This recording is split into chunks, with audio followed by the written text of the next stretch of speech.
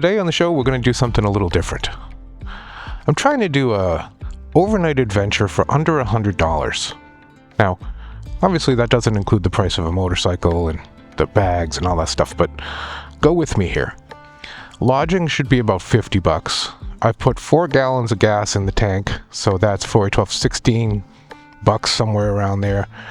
I still need to get home, so I'm probably going to need another tank of gas, and I think I'm going to need some, food and beverage. This is more or less a shakedown run, because I've only had this bike for, 700 miles, and so far I absolutely love it, but I haven't done any adventuring on it yet, and I also haven't done any adventuring in my new, to me, Aerostitch suit. So we're going to be testing the bike, we're going to be testing the suit, and we're going to be testing whether we can do it all for under $100. But there's a catch. We're going to Antelope, Oregon, which is in the high desert. Right now, Antelope is under a level 2 beset order as far as wildfires go. There's a raging wildfire just to the south. So far, it looks like Antelope's going to be safe, but I have evacuation plans all planned out. I've done my research. I know that I'm not putting myself in danger per se. I am putting myself at risk of having to pull up stakes and hit the road at about 3 o'clock in the morning, but we'll find out whether that happens or not. Anyway, let's hit the road. I got a full tank of gas, I got a full bag, and I got a full heart. Or something. I don't know. Let's just go on an adventure.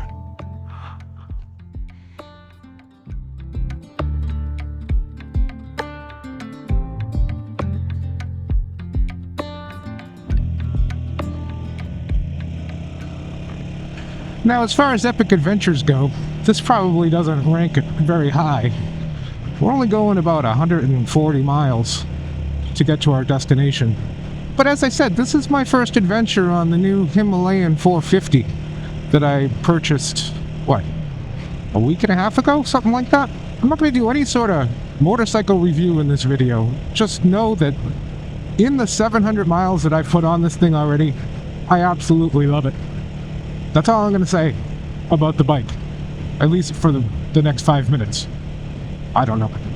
We're heading off to Antelope, Oregon, which is in the high desert here in Oregon. If you've seen the documentary on Netflix called Wild Wild Country, you might be familiar with Antelope.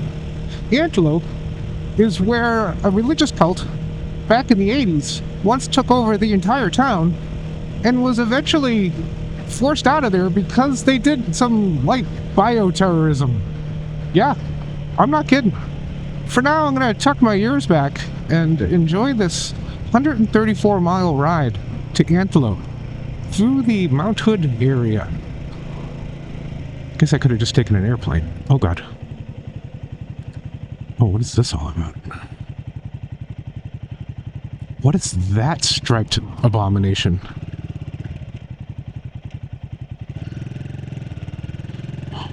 Huh. Candy cane just landed. That's something you don't see every day. Oh boy.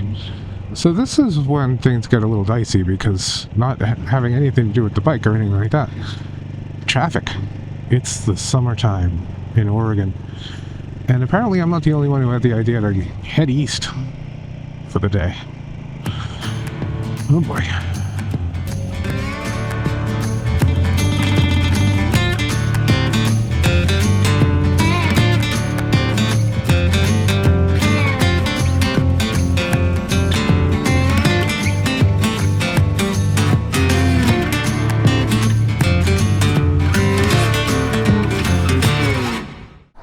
Well, this is a huge bummer. I made it to just past Zigzag here on Route 26 in Oregon. In this place, Mount Hood Village Market, I've been here 1,000 times. So many camping trips and trips just in this area. And this is where I stopped to get a corn dog and go to the bathroom. This is where I was going to grab some beverages and some food. And they are closed forever. This is such a bummer. This is like a little piece of my history that has died. I have been to this place so many times. I wonder what happened. Oh boy. Oh well. I'll have to find someplace else to get some food and go to the bathroom. 'Cause, it's time. Anyway, the bike is holding up fantastic. I was just doing 75 on this road. Don't tell the police down there. And it's fantastic. Anyway, I'm gonna get back on it. Hit the road.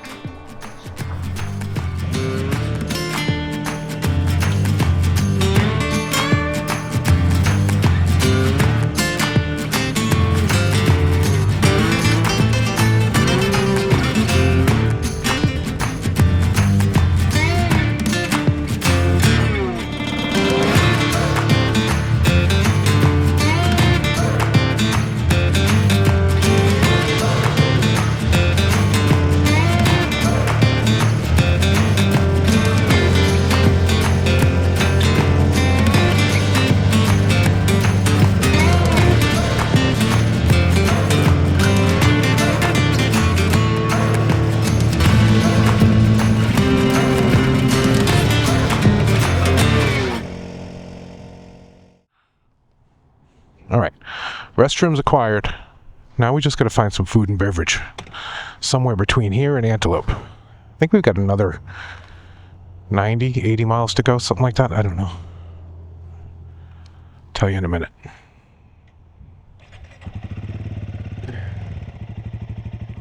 Alright, we got another 79 miles to go, an hour and a half.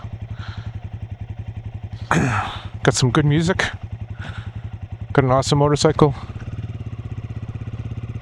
What could possibly go wrong?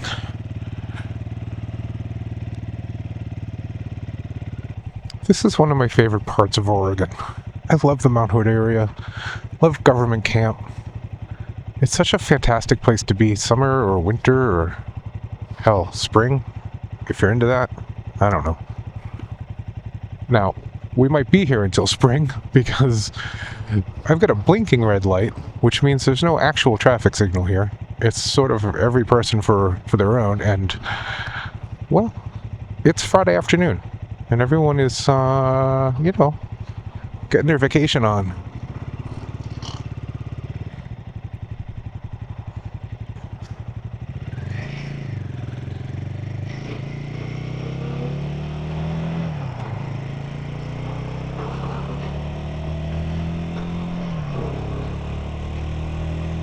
Not bad, little donkey. Not bad.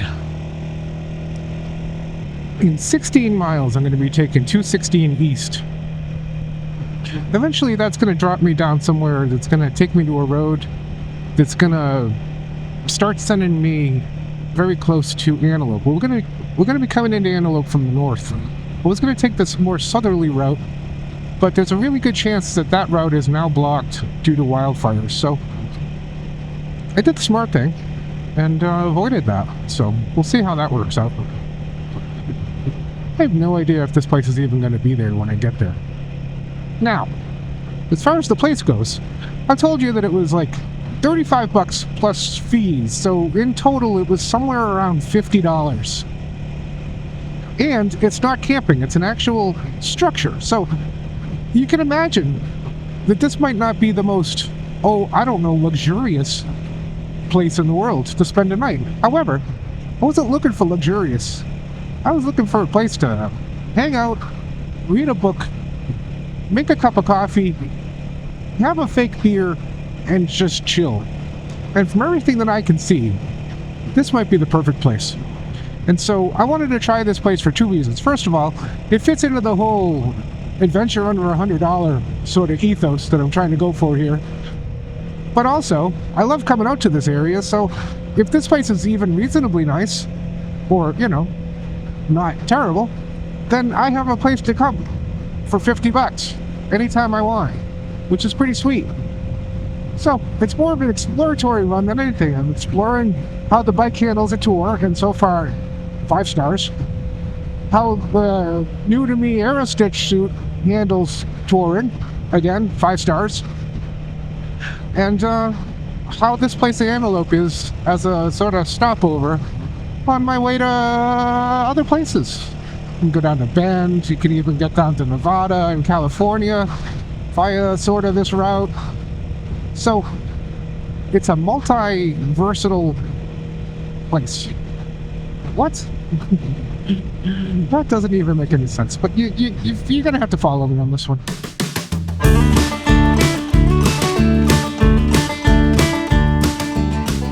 Welcome to Oregon's high desert. I find this to be a magical place for some reason. I know the high desert is not a lot of people's cup of tea, but I find a certain beauty in it that I have a hard time describing. I'm not really sure what it is.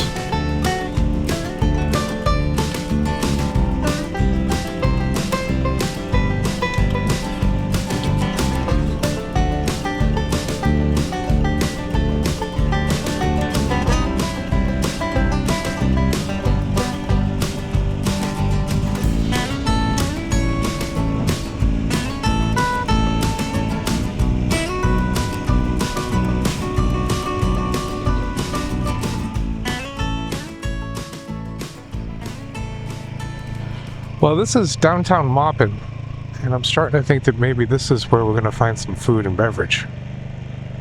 So, let's keep our eyes peeled. Photos, ice cream.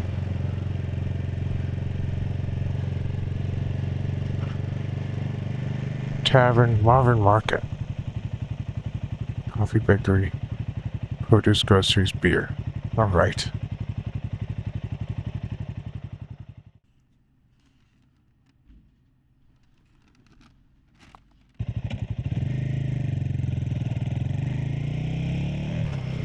I kind of forgot, but we're taking Bake Oven Road here in Maupin.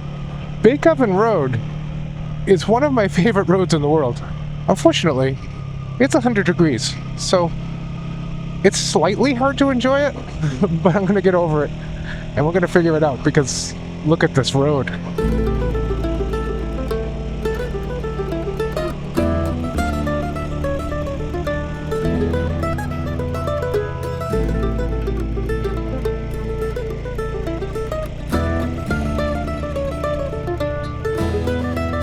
Gravel. Okay, so we're going to take it easy because there's a lot of gravel on the road today.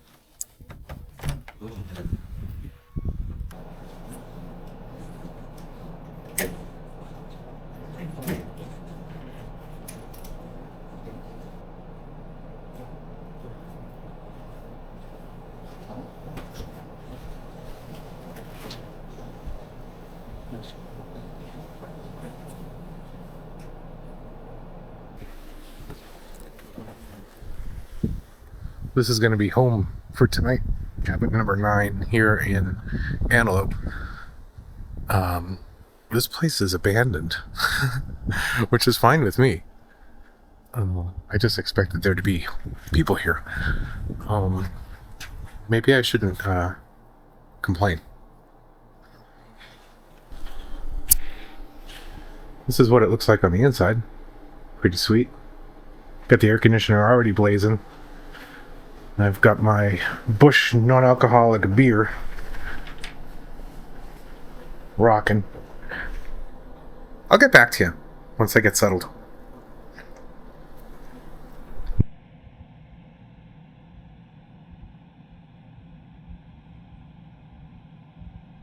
I thought it'd be kind of fun to walk through some of the stuff I brought on this trip, figuring maybe it'll help you create a packing list of your own for a similar trip. So let's dig into it and have a look.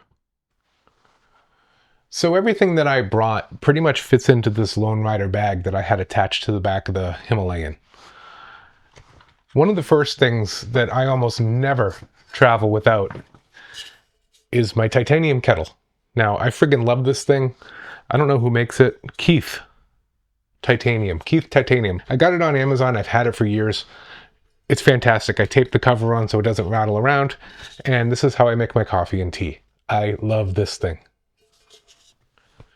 Camp towel. Always bring a camp towel. You never know when you're going to need a camp towel. I was just informed that this place has a shower. It's brand new. I might be the first one to use it. I got my own towel.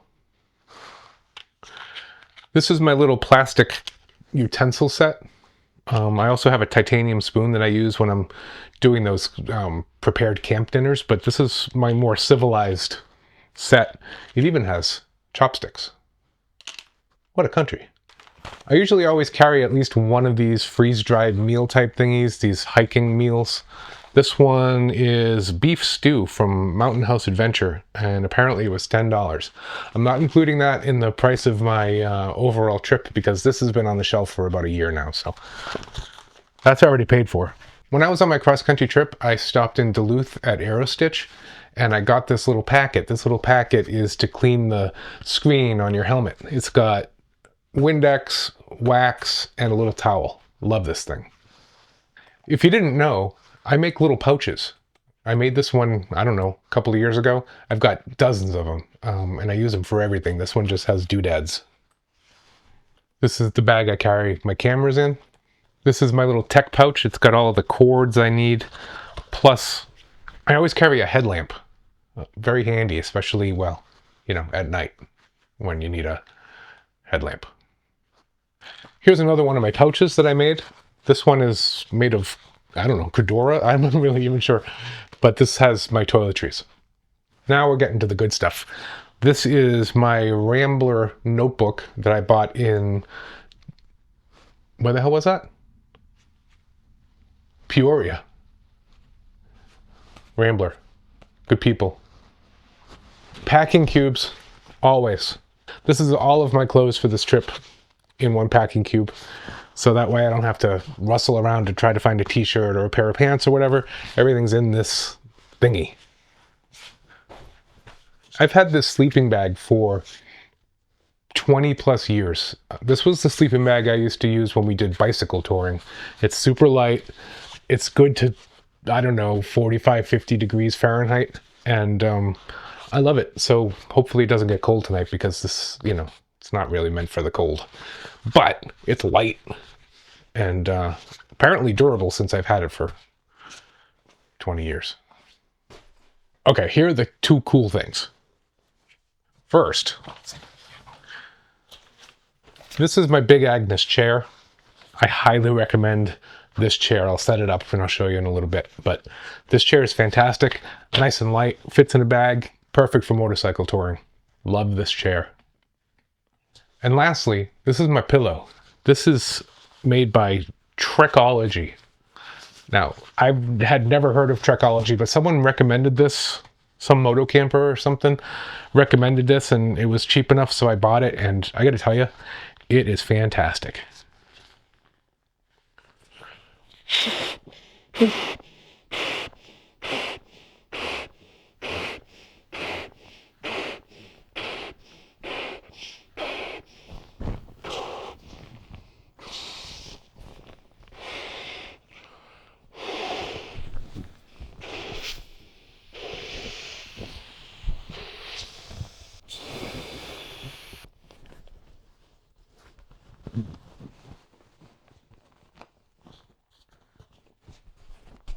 Okay, look at that. That's my pillow. It's super comfortable. It's soft. It's got like a felty top to it. Highly, highly recommend. Oh, and of course a book. I have 2 books.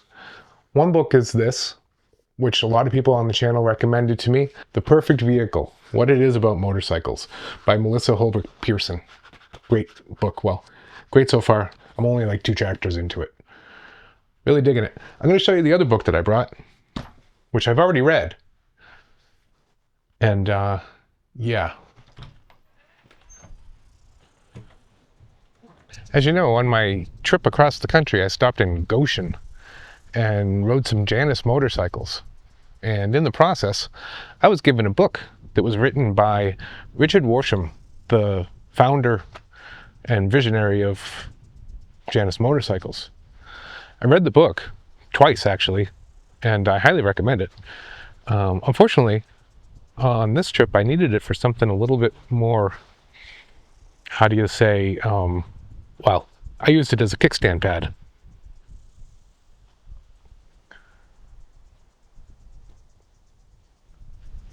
Sorry, Richard. I hope you don't take offense to that. But it's honestly the only thing I had, and you can tell by the gravelly nature of this parking lot.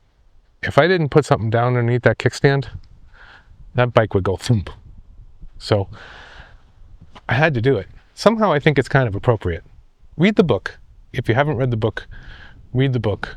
It's called The Rambler's Companion by Richard Worsham, and it's fantastic. It'll take you an hour to read, and you'll be a better person for it. Plus, then you can use it as a kickstand pad.